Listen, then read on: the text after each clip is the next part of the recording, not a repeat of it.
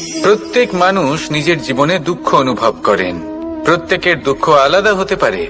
কারোর মনে এই দুঃখ থাকে যে সে তার বাবা মায়ের সব ইচ্ছে পূরণ করতে পারেননি।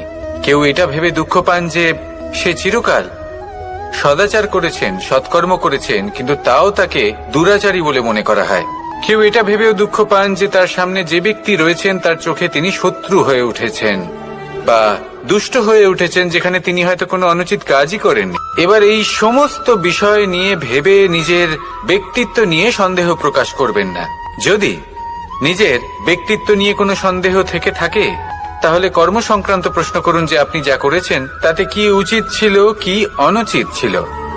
যেটা প্রয়োজন সেটা এটা বোঝার যে আপনার অন্তর্মন, আপনার বিবেক আপনাকে কি বলছে, আর আপনার অন্তর্মন আর আপনার বিবেক আপনাকে যেটা করতে বলবে শুধু সেটাই করুন। আর তারপরে এই সংসার কি বলবে, কি ভাববে সেসব নিয়ে ভাবতে যাবেন না। কারণ এই সংসার তো ঈশ্বরকেও প্রশ্ন করে থাকে, ঈশ্বরকেও দোষী মনে করে। কখনো কখনো যখন কোনো ঘটনা মানুষের ইচ্ছা অনুযায়ী ঘটে না, তখন মানুষ এটা বলে যে হে ঈশ্বর, আপনি আমার পাশে থাকলেন না, আপনি বড়ই কঠোর, এটা আপনার দোষ।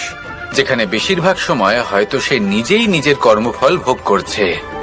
আর কখনো কখনো ঈশ্বর হয়তো তার জন্য আরো ভালো কোনো পরিকল্পনা করে রেখেছেন, কিন্তু মানুষ সেটা বুঝতে পারে না। তাই দিনের শেষে যেটা প্রয়োজন সেটা হলো নিজের মনের কথা বুঝতে হবে। আপনার বিবেক কি বলছে শুধু সেটাই করুন আর সামনে এগোতে থাকুন। আমার সাথে ভালোবেসে বলুন রাধা রাধা।